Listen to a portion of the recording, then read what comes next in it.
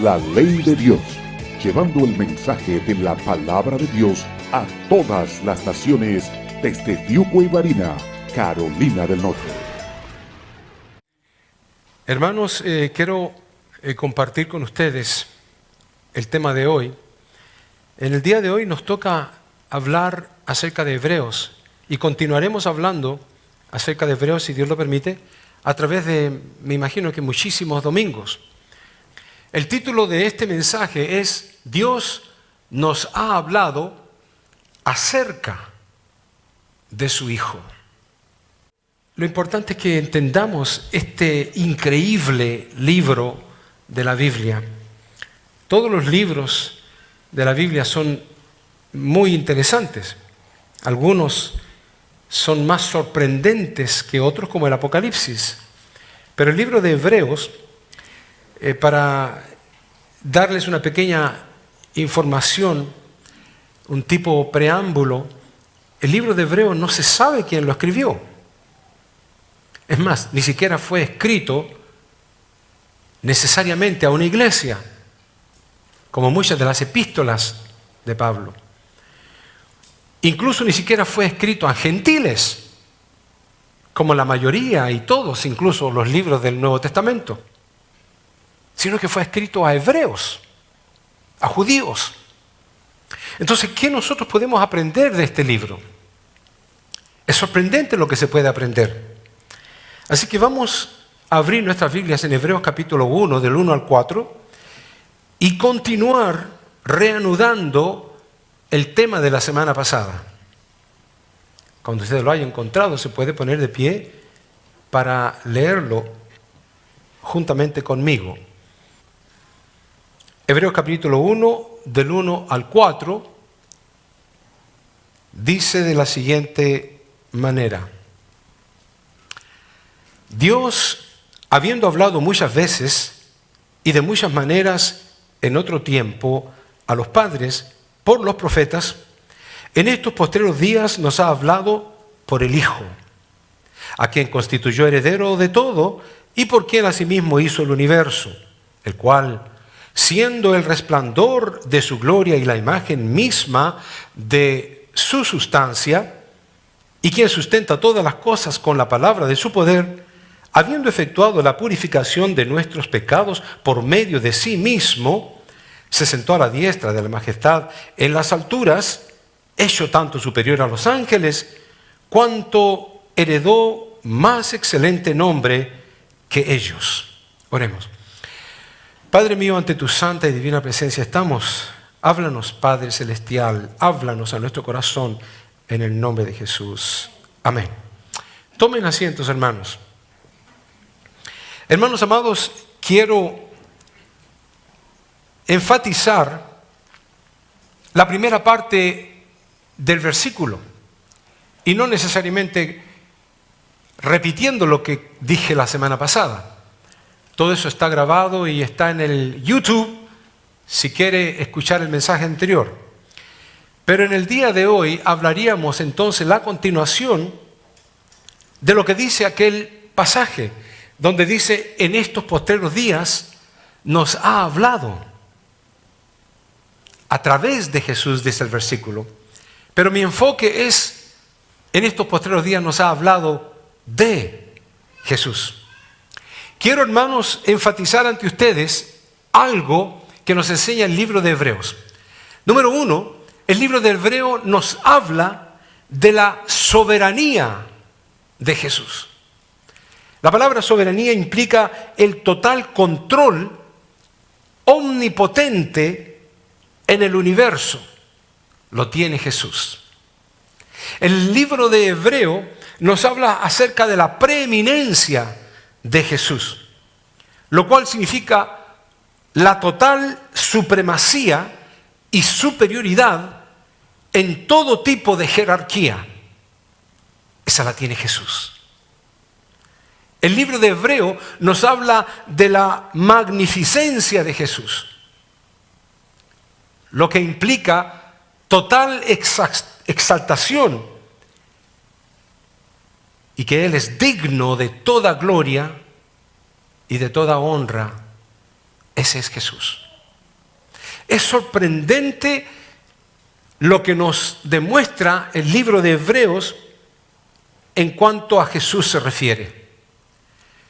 En aquellos 4 versículos que nosotros leímos, yo no sé si usted logró captar las 10 características de Jesús. En solamente 4 versículos, 10 características que al yo mencionarlas ahora, usted va a poder corroborar el hecho de que las leyó. Número 1, dice, es el heredero de todo. Número 2, dice, es quien hizo el universo. Número 3, es quien tiene el resplandor de la gloria de Dios. Número 4, es la imagen de la sustancia de Dios. Número 5, es quien sustenta todas las cosas. Número 6, es quien tiene el poder en su palabra. Número 7, es quien purifica nuestros pecados. Número 8, es quien está sentado a la diestra de Dios. Número 9, es quien es superior a todos los ángeles. Y 10, Él es quien tiene un nombre superior a todos los nombres en el universo. Eso es lo que usted leyó en 4 versículos. Solamente que están fragmentados para poder entenderlo mejor. Y quisiera compartir con ustedes estos puntos en particular.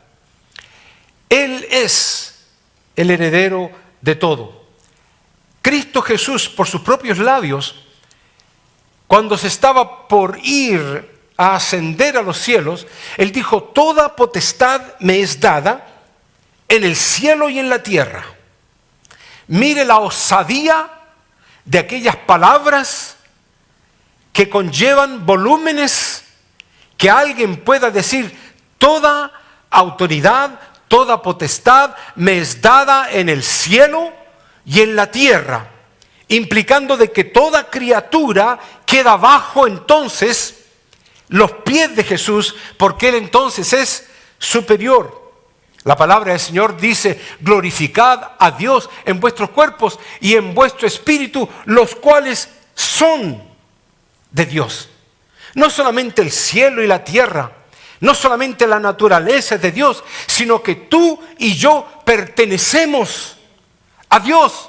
Él es dueño de nuestra vida, dueño de nuestro cuerpo, dueño de nuestros pensamientos, de nuestro corazón, de nuestra motivación, de nuestros propósitos y metas. Él es dueño de todo lo que somos. Si Él quiere tronar los dedos, desaparecemos. Implicando, hermano, que pertenecemos a Dios por razones de que fuimos diseñados por Él. Tú tienes una nariz, 2 ojos, una cara, 2 orejas, porque Él te diseñó así. Él diseñó tu forma. Él quiso que tuvieras ese estilo de personalidad, de imagen ante el mundo en esta tierra. Si te hubiera querido haber hecho con antenas, te hubiera hecho con antenas. Pero somos pertenencia de Él porque Él nos diseñó de esa forma, pero también Él nos creó de esta forma. Y la palabra de Dios lo dice, todos los llamados de mi nombre, para gloria mía, dice el Señor, los he, número 1, creado.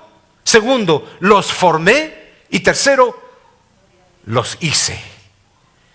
Somos pertenencia de Él porque Él sencillamente nos dio la existencia.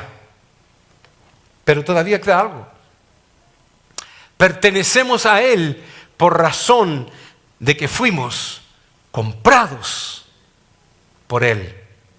La palabra del Señor dice, porque habéis sido comprados por un precio.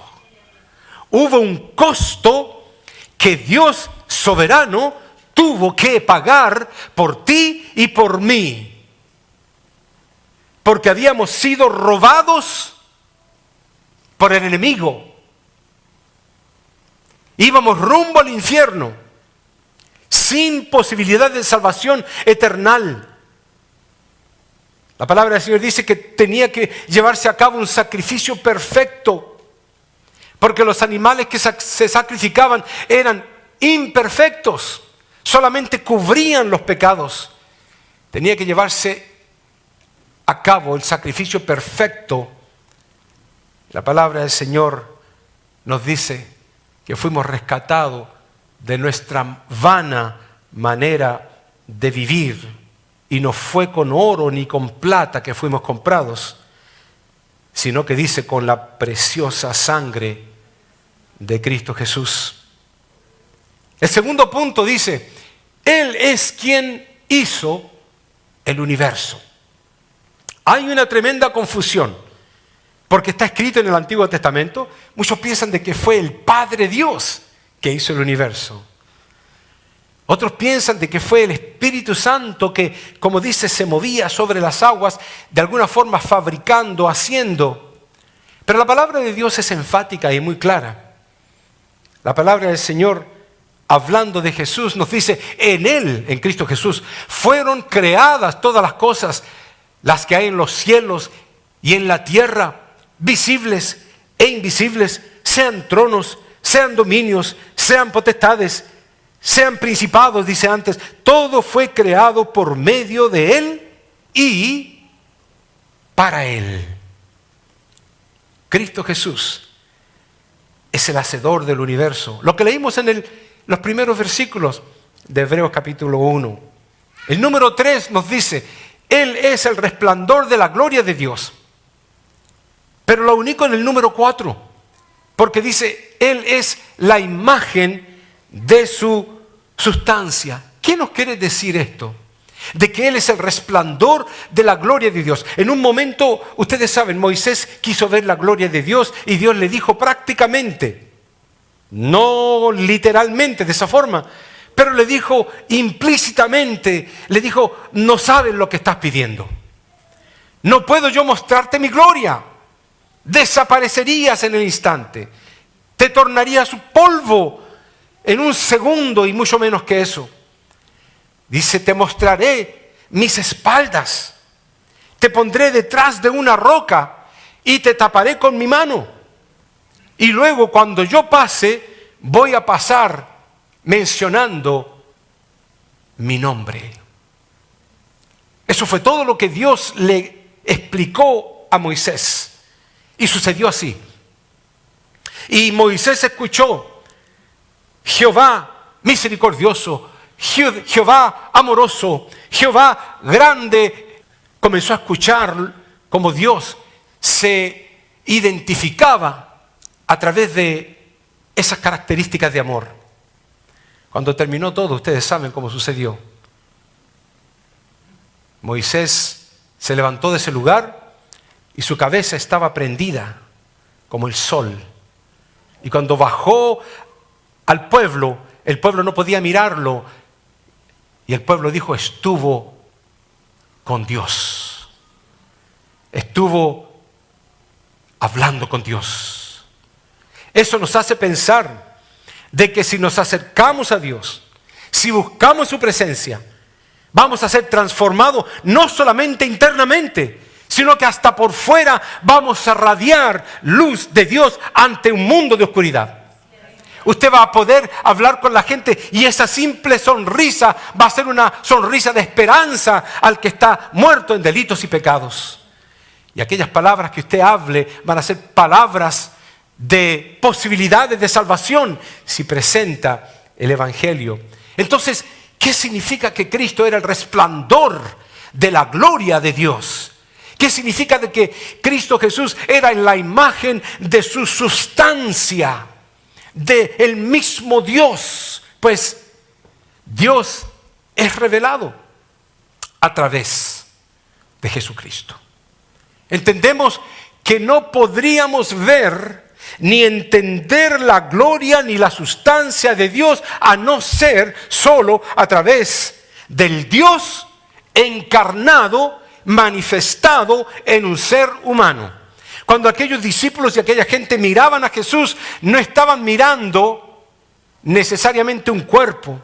Dios encarnado. Por eso Juan dice en el principio el verbo, y el verbo era Dios, y el verbo era con Dios, y el verbo se hizo carne.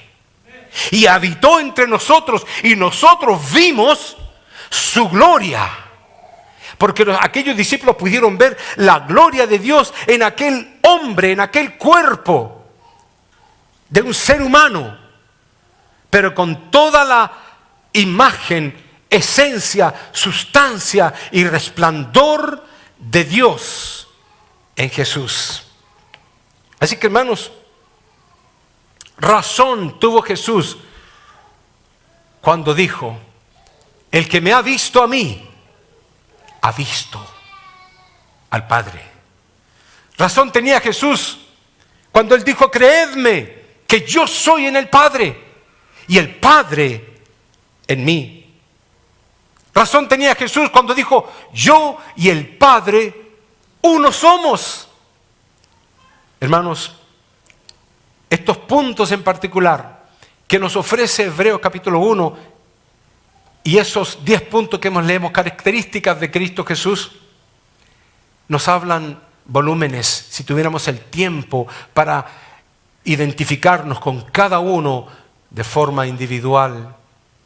El número 5 dice: Él es quien sustenta todas las cosas. Y todo esto está hablando acerca de Jesús. Él sustenta todas las cosas, significa que sostiene, sujeta, da fuerzas, da vida. Él es quien mantiene el universo sincronizado. Estudiando una clase que se llamaba Earth and Space, tierra y espacio, teníamos que mirar hacia los astros. Nos indicaba el profesor poner aquel telescopio apuntando hacia Marte. Y lo poníamos hacia Marte. En una oportunidad lo moví yo y lo apunté hacia la Luna y vi los cráteres inmensos y los huecos que tiene la Luna. Mientras aquel telescopio estaba enchufado a la electricidad porque tenía que ir en movimiento juntamente con el movimiento de la Tierra. Fue una clase pero muy interesante. Y lo primero que se nos venía a la mente: Cristo es quien mantiene el universo sincronizado. El sol no se acerca más a la tierra, ni la tierra se acerca más al sol. Nos quemaríamos. Y si se fuera más lejos, se congelaría este mundo. ¿Por qué los planetas avanzan sincronizadamente sin tocarse unos con otros por miles y miles y miles y cientos y más que cientos de años? Hermanos, pero no solamente Dios está al control de la sincronización del universo, pero Dios está en control de los latidos de tu corazón. No solamente el macro, sino que el microorganismo que Dios controla y que sustenta. Por eso, hermanos, dice la palabra de Dios: todas las cosas en Él subsisten. Hay un cántico muy conocido entre los americanos. Y este cántico dice: He's got the whole world in His hands. Lo cantamos de repente en inglés, porque no sé si está en español. Pero eso es lo que está diciendo el cántico. De que Dios tiene the whole world in His hands. Él tiene a todo el mundo en sus manos. Todo el universo en sus manos, lo cual se traduciría: Él tiene todo el mundo en sus manos. Pero la siguiente estanza dice: He's got you and me in His hands. Lo cual significa: Él te tiene a ti y a mí también en sus manos.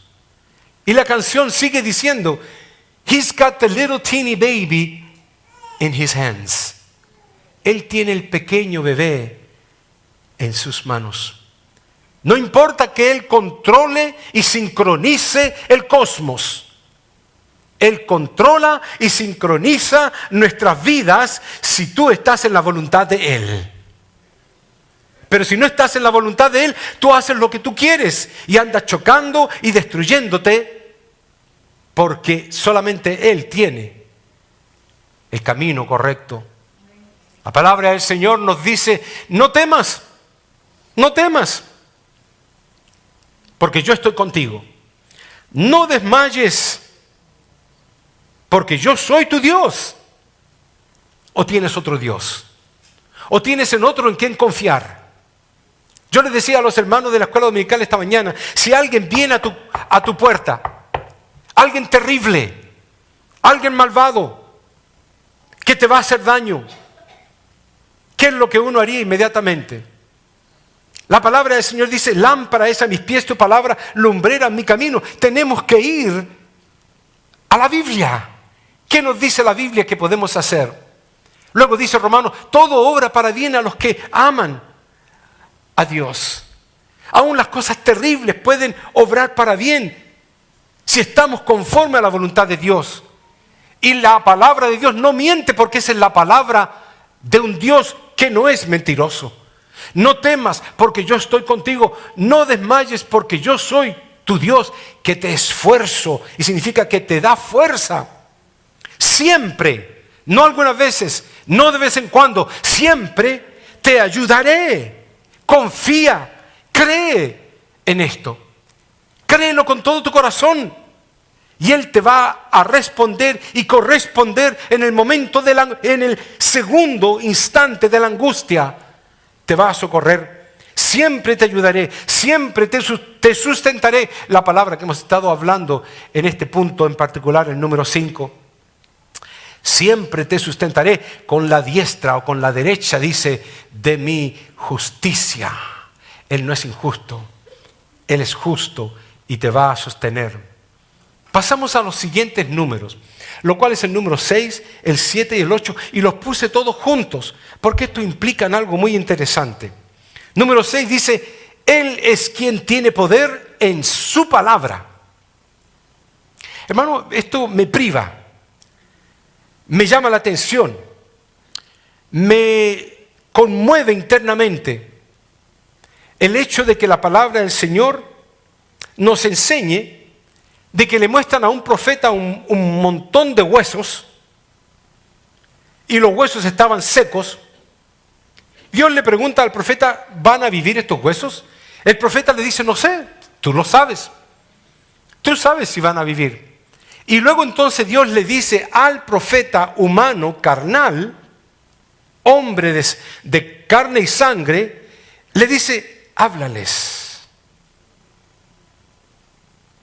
Tú profetiza sobre esos huesos. El profeta se niega y Dios le insiste. Háblales, profetiza sobre esos huesos. Dile incluso, les pone la palabra de lo que tiene que decir. Y les comienza a profetizar. Y a la voz de las palabras del profeta, los huesos se comienzan a juntar uno con otro, comienzan a llenarse de carnes. Me imagino que el mismo profeta se siente abrumado y sorprendido por lo que había resultado de sus palabras. Eso siempre me ha llamado la atención. Cuando Cristo Jesús estaba predicando, los discípulos vienen y le dicen, la gente tiene hambre, denle ustedes de comer. No tenemos nada, denle ustedes de comer. Cuando Cristo los manda, vayan de 2 en 2, predicando el Evangelio, llevando las buenas nuevas, lleven paz a los hogares. Dice que les dio facultad para sacar demonios, sus palabras, para que ellos, al hablarle a las personas que estaban endemoniadas, fueran libres. Les dio potestad para poner la mano sobre los enfermos y que ellos sanaran. No la mano de Dios ni la mano de Jesús, poner ellos las manos sobre los enfermos. Hermanos, si lo cree usted, me alegro. Yo lo creo. Si usted no lo cree, qué lástima, porque está haciendo así de chico a Dios. a través de toda la Biblia, a través de toda la Escritura, la palabra de Dios se transforma en rema, lo que he explicado. Sale de logos, lo cual es un simple entendimiento teórico, a un conocimiento vivo y real de que la palabra de Dios es viva. Es viva, se mueve, hace cosas. Cristo le habló a una higuera y se secó. Pero Cristo le dijo a los discípulos, ustedes díganle a la montaña que se mueva también. Y se va a mover y se va a ir al mar. ¿Por qué no se puede hacer? Por la incredulidad. La palabra del Señor dice que Cristo Jesús hizo milagros en todas partes, excepto cuando llegó a su propia tierra. ¿Por qué? Por la incredulidad de la gente. No le permitió llevar a cabo milagros. Cuando hay incredulidad en el corazón, en la mente, usted no tiene palabra viva. Usted no tiene palabra rema. Usted no tiene palabra ni logos. Pero cuando usted ha creído a Dios, y cuando la palabra de Dios dice, no pienses lo que vas a decir, porque yo voy a poner las palabras en tu boca, tú vas a ser mi portavoz, si se quiere. Cuando uno cree esas cosas, los corazones son compungidos. Hermanos, el número 7 dice, Él es quien purifica nuestros pecados. Y el 8 dice, Él está sentado a la diestra de Dios. ¿Y por qué puse todas estas cosas juntas? Sencillamente por lo siguiente. Aquí se describen los 3 oficios del ungido de Dios. Aquí se representan los 3 trabajos divinos, se llaman oficios, del ungido de Dios. En el Antiguo Testamento se ungía solamente a 3 personas, nada más. No se ungía a cualquiera, se ungían solamente a los profetas, a los sacerdotes y a los reyes. Y Cristo Jesús, la palabra ungido en el hebreo es Mashiach. Por eso que los judíos dicen Yeshua, Jesús, HaMashiach, el Mesías. Y de la palabra Mesías se traduce al griego, lo cual se traduce como Christus. Así que tenemos ungido, Mashiach y Christus. Las 3 son exactamente lo mismo. Implica aquella persona que se le puso el aceite en la cabeza, como dice la palabra de Dios, que caía el aceite por la barba de Aarón, porque había sido ungido como sacerdote. Cristo Jesús ocupa estos 3 oficios. En el número 6 entendíamos que los profetas comunicaban la palabra de Dios.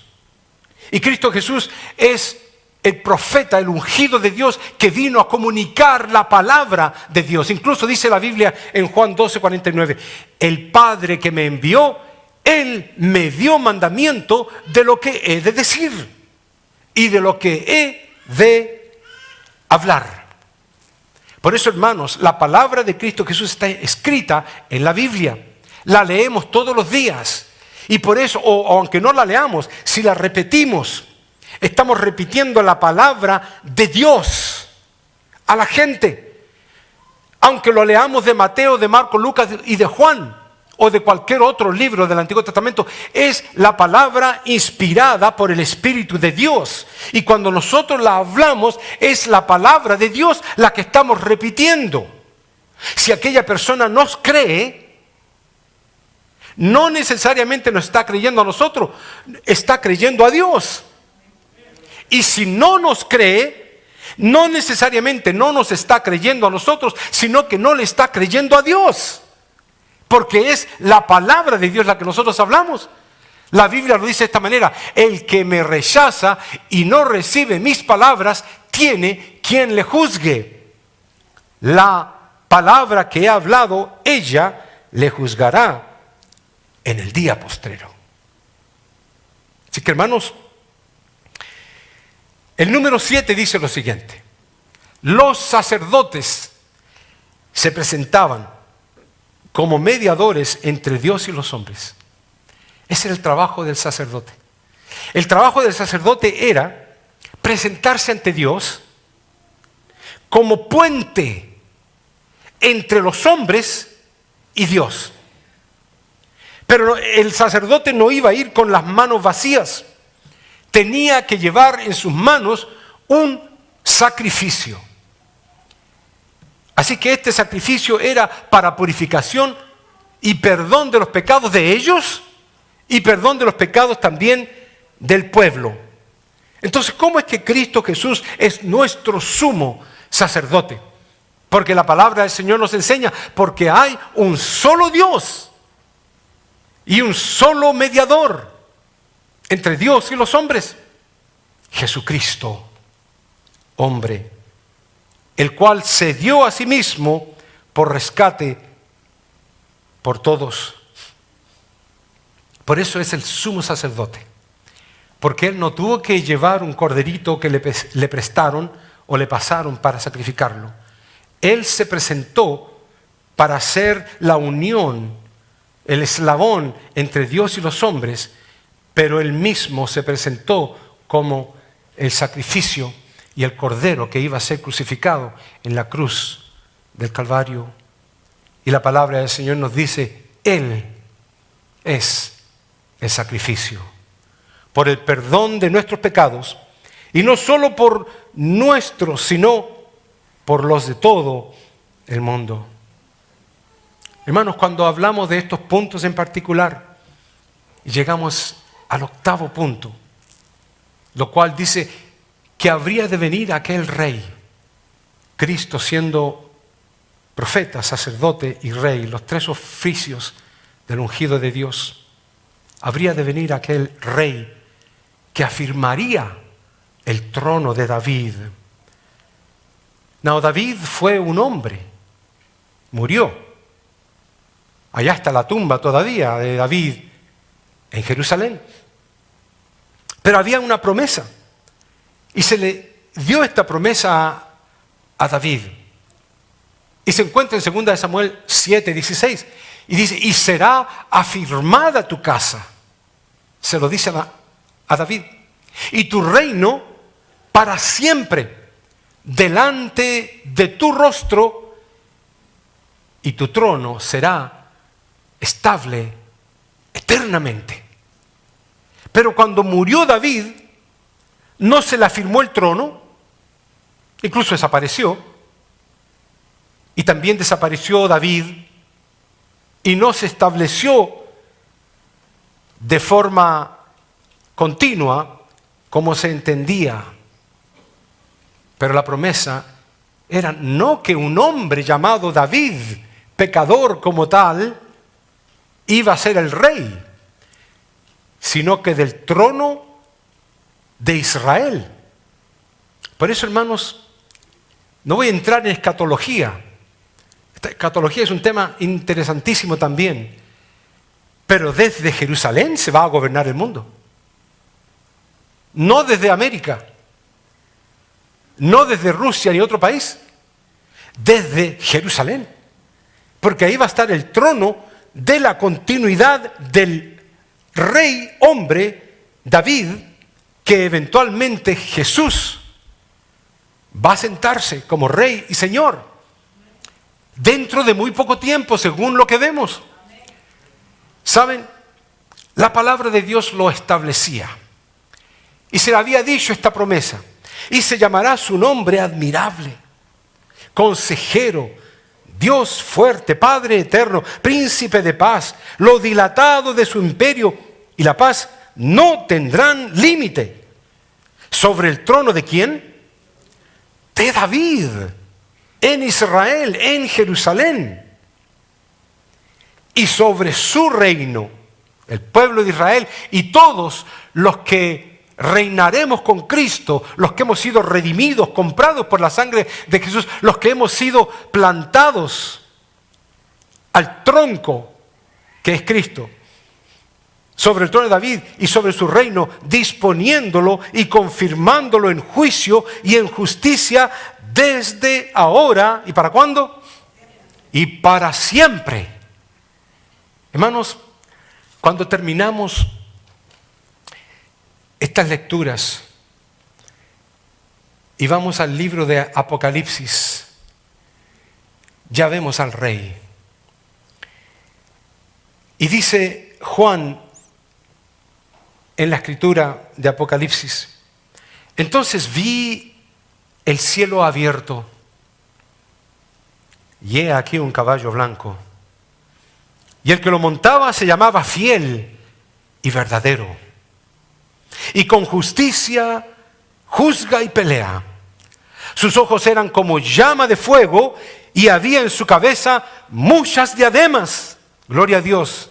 El que entiende lo que es diadema sabe a lo que me refiero.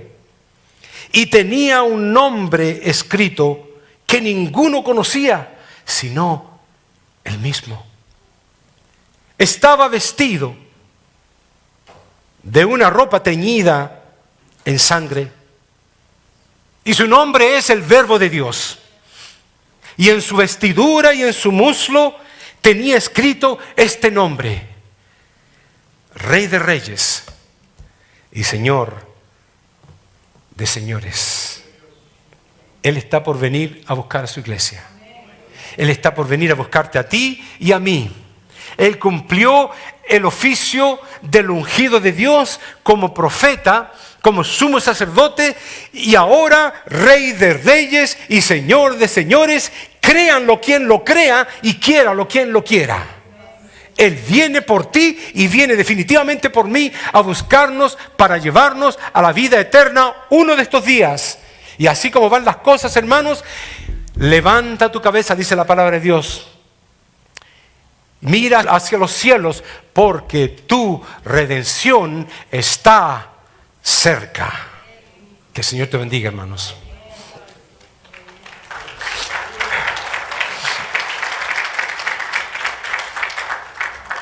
Vamos a ponernos de pie. Y mientras los jóvenes tocan esta alabanza, piense en si usted tiene que reconciliarse con Cristo. Piense en si usted tiene que hacer las paces con Cristo. A lo mejor hasta este momento se ha llevado el título de cristiano evangélico, pero no ha pasado de aquí al corazón. Hágalo antes que sea demasiado tarde. A propósito, yo no mencioné los últimos dos, porque eran 10. Solamente hablé de 8. ¿Por qué no hablé de los 2? No se pierda el próximo capítulo.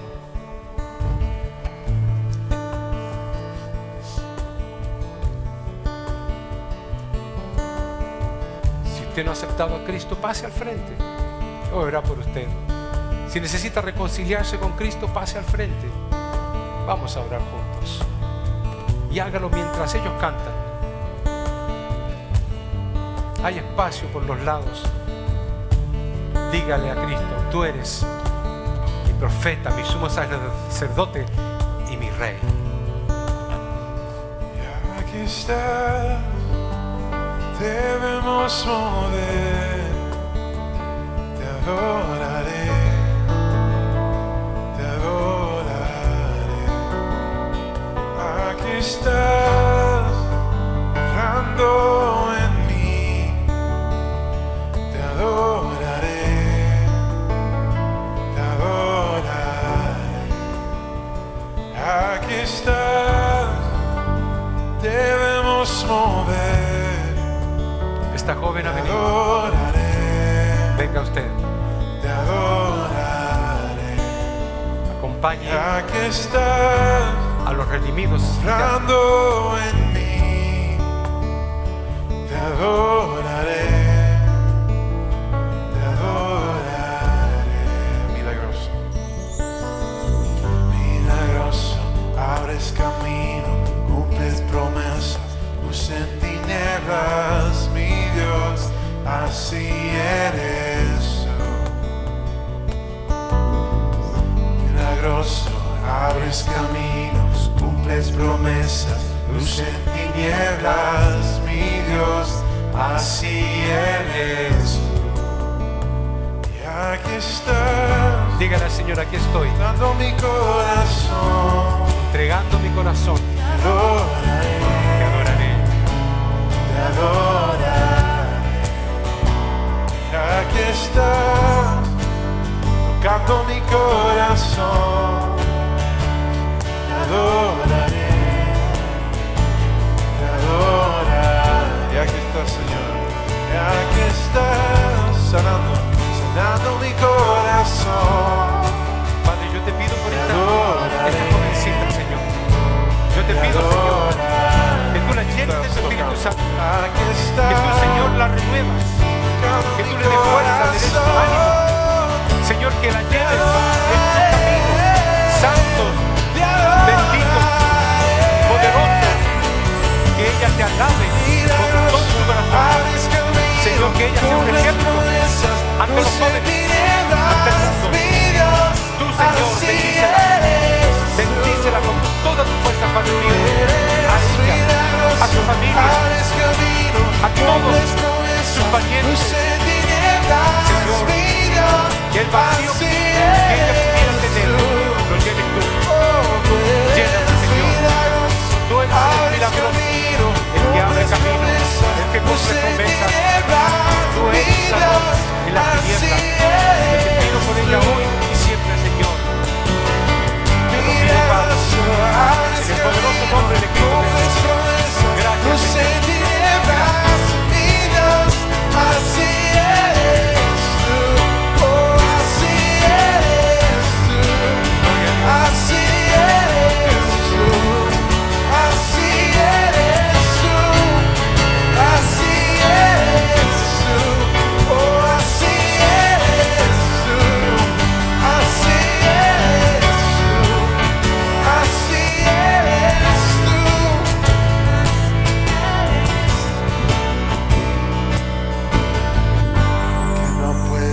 Estás orando, aunque no pueda ver, estás orando, siempre estás orando, siempre estás orando, aunque no pueda ver, estás orando, aunque no pueda ver, estás orando, siempre estás orando, siempre estás orando, aunque no pueda ver, estás orando, aunque no pueda ver, estás orando, siempre estás orando, siempre estás orando, aunque no pueda ver, estás orando, aunque no pueda ver, estás orando, siempre estás orando, siempre estás, tú eres milagroso, abres camino, cumples promesas, luz en tinieblas, mi Dios,